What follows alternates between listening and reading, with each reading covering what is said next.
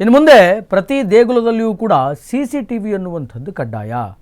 ಅದೆಂಗೆ ಹುಂಡಿ ಹಣ ಕದೀತಾರೆ ಕಳ್ಳರು ಅನ್ನುವಂಥದ್ದನ್ನು ಇನ್ನು ಮೇಲೆ ನಾವು ನೋಡೋಣ. ಇನ್ನು ಮುಂದೆ ಪ್ರತಿ ದೇಗುಲದಲ್ಲಿಯೂ ಕೂಡ CCTV ಕಡ್ಡಾಯ. ಅದೆಂಗೆ ಹುಂಡಿ ಹಣವನ್ನು ಕದೀತೀರಿ ನೋಡೋಣ ಅನ್ನುವಂತಹ ಚಾಲೆಂಜನ್ನು ಈಗ ಸರ್ಕಾರ ಕಳ್ಳರಿಗೆ ಮಾಡ್ತಾ ಇದೆ. ಹುಂಡಿ ಹಣ ಕದಿಯುವಂತಹ ಕದೀಮರ ವಿರುದ್ಧ DK ಸರ್ಕಾರ ಒಂದು ಪ್ಲ್ಯಾನನ್ನು ಮಾಡ್ಕೊಂಡಿದೆ.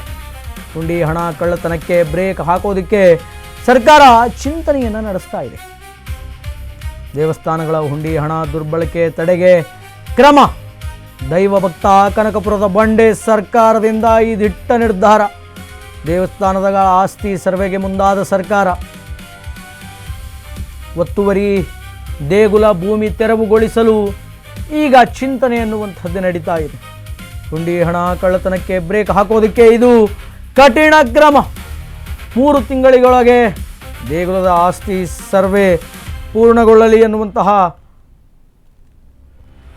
ವಿಚಾರ ಕೇಳಿಬರ್ತಾ ಇದೆ. ಬಳಿಕ ಮುಜರಾಯಿ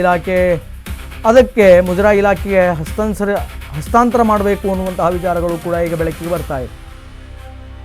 ಅಯೋಧ್ಯೆಯ ರಾಮ ಮಂದಿರದ ಹುಂಡಿ ಪ್ರಕರಣದ ಎಫೆಕ್ಟ್ ಇದು ಅಂತ ಹೇಳ್ಬೋದು. ಯಾಕೆಂತಂದರೆ ಅದು ಬೆಳಕಿಗೆ ಬಂತು.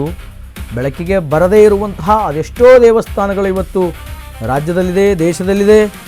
ಜನ ಅತ್ಯಂತ ಶ್ರದ್ಧಾಭಕ್ತಿಗಳಿಂದ ಬಂದು ಭಗವಂತನಿಗೆ ಕಾಣಿಕೆ ಅನ್ನುವಂತಹ ಒಂದು ಭಕ್ತಿ ಭಾವದಿಂದ ಹುಂಡಿಯಲ್ಲಿ ಹಣ ಹಾಕಿ ಹೋಗ್ತಾರೆ. ಅಥವಾ ದೇವಸ್ಥಾನವನ್ನು ಏನಾದರೂ ಉದ್ಧಾರ ಮಾಡ್ತಾರೇನೋ, ಅಥವಾ ಇಲ್ಲಿ ಅನ್ನದಾನ ಮಾಡ್ತಾರೇನೋ, ಪ್ರಸಾದ ಕೊಡ್ತಾರೇನೋ, ಇಲ್ಲದೇ ಇರೋರಿಗೆ ದೇವಸ್ಥಾನದ ವತಿಯಿಂದ ಏನಾದರೂ ಅವಶ್ಯಕತೆಯ ವಸ್ತುಗಳು ಸಿಗುತ್ತೇನೋ ಅನ್ನುವಂತಹ ನಿಟ್ಟಿನಲ್ಲಿ ಅಲ್ಲಿ ಸೇವಾ ರಸೀದಿಗಳನ್ನು ಕೊಟ್ಟು ದುಡ್ಡನ್ನು ಕೊಡ್ತಾರೆ. ಆದರೆ ದೇವರ ಹೆಸರಿನಲ್ಲಿ ಪಡೆದುಕೊಂಡಂತಹ ಹಣವನ್ನು ಕೆಲವರು ಮಾತ್ರ, ಎಲ್ಲರೂ ಅಲ್ಲ, ಕೆಲವರು ಮಾತ್ರ ಕಳ್ಳಕಾಕರು ಆ ಹುಂಡಿಯ ಹಣವನ್ನು ಹೊಡಿತಾರೆ. ಸೊ ಅದಕ್ಕೆ ಬ್ರೇಕ್ ಹಾಕೋದಕ್ಕೆ DK ಶಿವಕುಮಾರ್ ಅವರ ಸರ್ಕಾರ ಈಗ ಎಲ್ಲ ದೇವಸ್ಥಾನಗಳಲ್ಲಿಯೂ ಕೂಡ CCTV ಕ್ಯಾಮ್ರಾವನ್ನು ಫಿಕ್ಸ್ ಮಾಡೋದಕ್ಕೆ ರೆಡಿ ಆಗಿದೆ. CCTV ಕಡ್ಡಾಯ ಅಂತ ಹೇಳಲಾಗ್ತಾ ಇದೆ. ಅರ್ಚಕರು ನೌಕರರ ಮಕ್ಕಳಿಗೆ ಸರ್ಕಾರದಿಂದ ರೈಟ್ ನಾವೀಗ ಗುಡ್ ನ್ಯೂಸ್. ಅರ್ಚಕರು ನೌಕರರ ಮಕ್ಕಳಿಗೆ ವಿದ್ಯಾರ್ಥಿ ವೇತನ ಸ್ಕಾಲರ್ಶಿಪ್ಪಿನ ಸೌಲಭ್ಯವನ್ನು ಕೂಡ ಕೊಡ್ತಾ ಇದೆ ಸರ್ಕಾರ. C ವರ್ಗದ ದೇಗುಲ ಅಭಿವೃದ್ಧಿ ಹೆಸರಿನಲ್ಲಿ ದತ್ತು ನೀಡಬಾರದು. A ವರ್ಗದ ದೇವಸ್ಥಾನದ ಅನುದಾನ 10% ಬಳಕೆ ಆಗುತ್ತೆ ಅನ್ನುವಂತಹ ಮಾತನ್ನು ಹೇಳ್ತಾ ಇದ್ದಾರೆ. C ವರ್ಗದ ದೇವಸ್ಥಾನದ ಅಭಿವೃದ್ಧಿಗೆ ಹಣ ಬಳಸೋದಕ್ಕೆ ಸೂಚನೆಯನ್ನು ಕೊಟ್ಟಿದ್ದಾರೆ. ಟೆಂಪಲ್ ಹಣದಿಂದ ದೇವಸ್ಥಾನದ ಹೆಸರಿಗೆ ಭೂಮಿಯನ್ನು ಖರೀದಿಸಿ ಹುಂಡಿ ಹಣದ ದುರುಪಯೋಗ ತಡೆಗೆ ದೇವಸ್ಥಾನದಲ್ಲಿ CCTVಯನ್ನು ಹಾಕಿಸಬೇಕು ಅನ್ನುವಂತಹ ಮಾತನ್ನು DK ಶಿವಕುಮಾರ್ ಅವರು ಹೇಳಿದರು. ಆಗಸ್ಟ್ ಎಂಡಲ್ಲಿ CCTV ಅಳವಡಿಕೆ ಸರ್ಕಾರ ಮುಂದಾಗಿದೆ. ಅರ್ಚಕರ ಮಕ್ಕಳಿಗೂ ಮತ್ತು ನೌಕರರಿಗೂ ಕೂಡ ಗುಡ್ ನ್ಯೂಸ್. ಏನು ಅಂತಂದರೆ ದೇವಸ್ಥಾನದಲ್ಲಿ ಕೆಲಸ ಮಾಡುವಂಥ ಅರ್ಚಕರು ಮತ್ತು ನೌಕರರ ಮಕ್ಕಳಿಗೆ ವಿದ್ಯಾರ್ಥಿ ವೇತನವನ್ನು ಕೊಡೋದಕ್ಕೆ ಸಿದ್ಧವಾಗಿದೆ. C ವರ್ಗದ ದೇಗುಲದ ಅಭಿವೃದ್ಧಿ ಹೆಸರಲ್ಲಿ ದತ್ತು ನೀಡಬಾರದು. A ವರ್ಗದ ದೇವಸ್ಥಾನದ ಅನುದಾನದಲ್ಲಿ 10% ಬಳಕೆ ಅನ್ನುವಂಥದ್ದಾಗುತ್ತೆ ಅನ್ನುವಂತಹ ವಿಚಾರಗಳು ಈಗ DK ಶಿವಕುಮಾರ್ ಅವರು ಹೇಳ್ತಾ ಇದ್ದಾರೆ. ಟೆಂಪಲ್ ಹಣದಿಂದ ದೇವಸ್ಥಾನದ ಹೆಸರಿಗೆ ಭೂಮಿಯನ್ನು ಖರೀದಿಸಿ ಅಂತ ಹೇಳಿದ್ದಾರೆ. ಹುಂಡಿ ಹಣದ ದುರುಪಯೋಗ ತಡೆಗೆ ಈಗ ಎಲ್ಲ ದೇವಸ್ಥಾನಗಳಲ್ಲಿ CCTVಯನ್ನು ಹಾಕ್ತಾ ಇದ್ದಾರೆ. ಆಗಸ್ಟ್ ಅಂತ್ಯದೊಳಗೆ CCTV ಅಳವಡಿಕೆಗೆ ಸರ್ಕಾರ ಗಡುವನ್ನು ನೀಡಿದೆ. ಬೈ ಆಗಸ್ಟ್ ಎಂಡ್ ಒಳಗಡೆ ಎಲ್ಲ ದೇವಸ್ಥಾನಗಳಲ್ಲಿಯೂ ಕೂಡ CCTVಯನ್ನು ಹಾಕಿಸಬೇಕು ಅನ್ನುವಂತಹ ಮಾತನ್ನು DK ಶಿವಕುಮಾರ್ ಅವರು ಹೇಳಿದ್ದಾರೆ.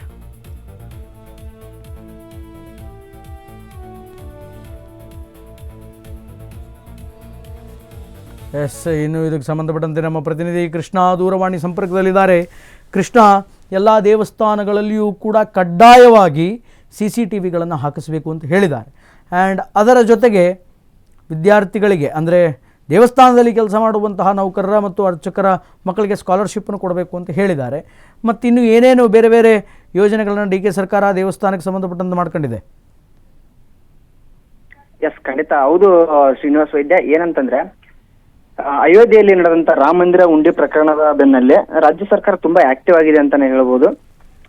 ಅಯೋಧ್ಯೆಯಲ್ಲಿ ನಡೆದಂತ ಈ ಒಂದು ಪ್ರಕರಣದ ಸಂಬಂಧ ಡಿ.ಕೆ. ಶಿವಕುಮಾರ್ ಅವರ ಸರ್ಕಾರ ಏನಿದೆ ಜುಲೈನಲ್ಲಿ ಒಂದು ಸಭೆಯನ್ನ ಕರೀತಾರೆ. ಸಭೆಯಲ್ಲಿ ರಾಜ್ಯದಲ್ಲೂ ಕೂಡ ಉಂಡೆ ಕಳ್ಳತನವಾಗ್ತಾ ಇದೆ. ಇದರ ಒಂದು ಬ್ರೇಕ್ ಹಾಕೋದಕ್ಕೆ ನಾವು ಯಾವ ರೀತಿ ಕ್ರಮಗಳನ್ನ ತಗೋಬೇಕು, ಏನು ಕಟ್ಟುನಿಟ್ಟಿನ ಕ್ರಮ ಯಾವ ರೀತಿ ಇದು ಮಾಡಬೇಕು ಅನ್ನೋದ್ರ ಬಗ್ಗೆ ಒಂದು ಸಭೆ ಮಾಡ್ತಾರೆ. ಸಭೆಯಲ್ಲಿ ಒಂದು ಬರೋಬ್ಬರಿ 19 SOPಗಳನ್ನ ಜಾರಿ ಮಾಡ್ತಾರೆ. ಅವರು 19 ಒಂದು ಕಠಿಣ ಸೂಚನೆಗಳನ್ನ ಹೊರಡಿಸ್ತಾರೆ ಅಂತ ಹೇಳ್ಬೋದು. ಅದೇನಪ್ಪಾ ಅಂತಂದ್ರೆ ಅಧಿಕಾರಿಗಳ ಕಣ್ಗಾವಲಿನಲ್ಲಿಯೇ ಒಂದು ಉಂಡಿಯ ಒಂದು ಲೆಕ್ಕಾಚಾರವನ್ನು ಮಾಡಬೇಕು. ಅದಾದ ಮೇಲೆ ದೇವಸ್ಥಾನಗಳಲ್ಲಿ ಕಡ್ಡಾಯವಾಗಿ ವೆಬ್ ಕ್ಯಾಮರಾಗಳನ್ನ ಅಳವಡಿಸಬೇಕು. ಆಮೇಲೆ ಒಂದು ಈ ದೇವಸ್ಥಾನಕ್ಕೆ ಪೂಜೆಗಾಗಿ ಸೇವೆಗಳು ಏನಿರ್ತವೆ, ಆಮೇಲೆ ಉಂಡಿಗೆ ಹಾಕುವಂತ ಹಣ ಏನಿದೆ ನಗದು ರಹಿತವಾಗಿ ಹಾಕ್ಬೇಕು. QR ಕೋಡ್ಗಳು ಇರ್ತವೆ, ಅಂದ್ರೆ QR ಕೋಡ್ಗಳನ್ನ ಒಂದು ಅಳವಡಿಸಿರ್ತಾರೆ. ಆ QR ಕೋಡ್ನ ಪ್ರತಿಯೊಂದು ಮಾಹಿತಿ ಕೂಡ ಸರ್ಕಾರಿ ಕಚೇರಿಗಳಲ್ಲಿ ಇರಲೇಬೇಕು ಅನ್ನುವಂತ ಒಂದು SOP ಜಾರಿ ಆಗುತ್ತೆ. ಈ ಮೂಲಕ ಅಂದ್ರೆ ಉಂಡಿ ಕಳ್ಳತನಕ್ಕೆ ಒಂದು ಬ್ರೇಕ್ ಹಾಕಬಹುದು, ಕದಿಮರಿಗೆ ಕಡಿವಾಣ ಹಾಕಬಹುದು ಅನ್ನುವಂಥದ್ದು ಡಿ.ಕೆ. ಸರ್ಕಾರದ ಒಂದು ಪ್ರಮುಖ ನಿರ್ಧಾರವಾಗಿರುತ್ತೆ. ಅದಾದ ಬಳಿಕ ಈಗ ಅಂತಂದ್ರೆ ಡಿ.ಕೆ. ಸರ್ಕಾರ ಅವರು ಮತ್ತೊಂದು ಮಹತ್ವದ ಹೆಜ್ಜೆ ಇಟ್ಟಿದ್ದಾರೆ ಅಂತ ಹೇಳ್ಬೋದು. ಯಾಕಪ್ಪ ಅಂತಂದ್ರೆ ಕೆಲವೊಂದು ದೇವಸ್ಥಾನಗಳು ಏನಿದಾವಲ್ಲ ಅವೆಲ್ಲ ಮುಜರಾಯಿ ಇಲಾಖೆಯಲ್ಲಿ ಎಂಟ್ರಿ ಆಗಿರ್ತವೆ. ಅದರ ವ್ಯವಹಾರ ಕೂಡ ಅಂದ್ರೆ ಬರುವಂತ ಸೇವೆ ಆಗಿರ್ಬೋದು, ಉಂಡಿಗೆ ಬರುವಂತ ಹಣ ಆಗಿರ್ಬೋದು, ಇದರ ಒಂದು ಲೆಕ್ಕಾಚಾರ ಅವ್ರಿಗೆ ಸಿಗ್ತಿರುತ್ತೆ ಅಂತ ಹೇಳ್ಬೋದು. ಆದ್ರೆ ಕೆಲವೊಂದು ಸಿ ವರ್ಗದ ದೇವಸ್ಥಾನಗಳು ಇರ್ತವೆ, ಅದನ್ನ ದುರುಪಯೋಗ ಮಾಡ್ಕೊಂತಿದ್ದಾರೆ ಕೆಲವರು. ಯಾವ ರೀತಿ ಅಂತಂದ್ರೆ ಅದು ಏನಿದೆಯಲ್ಲ ಹಣ ಬರುತ್ತಲ್ಲ, ಆ ಹಣ ಶ್ರೀನಿವಾಸ್ ವೈದ್ಯ ಲೆಕ್ಕಾಚಾರ ಇರಲ್ಲ ಅದಕ್ಕೆ. ಆಮೇಲೆ ಆ ಭೂಮಿ ಹೆಸರಿನಲ್ಲಿ ರಿಜಿಸ್ಟ್ರೇಷನ್ ಕೂಡ ಆಗಿರಲ್ಲ. ಯಾಕಂದ್ರೆ ಆ ಆದಾಯ ಕೂಡ ದೇವಸ್ಥಾನಕ್ಕೆ ಬರುವಂತ ಕೆಲವೊಂದು ಉಂಡಿ ಹಣದ ಆದಾಯ ಕೂಡ ಸರ್ಕಾರಕ್ಕೆ ಗಮನಕ್ಕೆ ಬರ್ತಾ ಇರಲ್ಲ. ಹಾಗಾಗಿ ಕೆಲವರು ಅದನ್ನ ದತ್ತು ಪಡೆಯುವಂತ ನೆಪದಲ್ಲಿ ಏನಿದೆ ತಮ್ಮ ಹೆಸರಿನಲ್ಲಿ ಮಾಡ್ಕೊಳ್ಳುವಂತ ಅಂದ್ರೆ ಆ ಜಾಗವನ್ನು ದುರುಪಯೋಗ ಪಡಿಸಿಕೊಳ್ಳುವಂತ ಕದಿಮರು ಹೆಚ್ಚಾಗಿದ್ದಾರೆ. ಅವರ ವಿರುದ್ಧ ಕಡಿವಾಣ ಹಾಕುವಂತ ಉದ್ದೇಶದಿಂದಾಗಿ ಡಿ.ಕೆ. ಸರ್ಕಾರ ಒಂದು ದೊಡ್ಡ ಯೋಜನೆಯನ್ನೇ ಮಾಡ್ತಾ ಇದೆ ಅಂತ ಹೇಳ್ಬೋದು. ಆಮೇಲೆ ಈ ದೇವಸ್ಥಾನಗಳಲ್ಲಿ ಅರ್ಚಕರಿದ್ದಾರಲ್ಲ ಅವರ ಮಕ್ಕಳಿಗೂ ಕೂಡ ಸರ್ಕಾರಿ ಸೌಲಭ್ಯ ಪಡಿಬೇಕು. ಸರ್ಕಾರಿ ಅಂದ್ರೆ ಅವ್ರಿಗೆ ಈಗಾಗಲೇ ಅಂದ್ರೆ ಅರ್ಚಕರಿಗೆ ಭತ್ಯೆ ನೀಡಲಾಗ್ತಾ ಇದೆ, ಅವರ ಮಕ್ಕಳಿಗೂ ಕೂಡ ಸರ್ಕಾರದಿಂದ ಒಂದು ಕೆಲವೊಂದಿಷ್ಟು ಯೋಜನೆಗಳನ್ನ ಕೊಡಬೇಕು ಅನ್ನುವಂತ ಉದ್ದೇಶದಿಂದಾಗಿ ವಿದ್ಯಾರ್ಥಿ ವೇತನಕ್ಕೂ ಕೂಡ ಒಂದು ಅವಕಾಶ ಮಾಡಿಕೊಡ್ತಾ ಇದ್ದಾರೆ ಅಂತ ಹೇಳ್ಬೋದು ಶ್ರೀನಿವಾಸ್ ವೈದ್ಯ. ಓಕೆ, ಧನ್ಯವಾದಗಳು ಕೃಷ್ಣ ನಿಮ್ಮೆಲ್ಲ ಮಾಹಿತಿಗಾಗಿ.